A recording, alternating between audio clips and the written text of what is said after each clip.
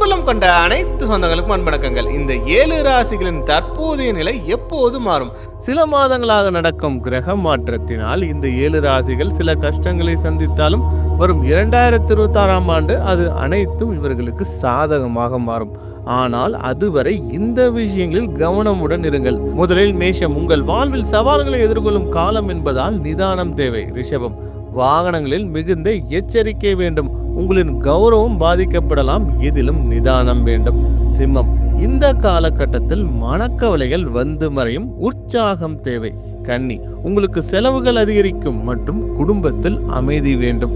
விருச்சகம், காரிய தடைகள் உண்டாகலாம், ஒருபோதும் அவசரம் வேண்டாம்.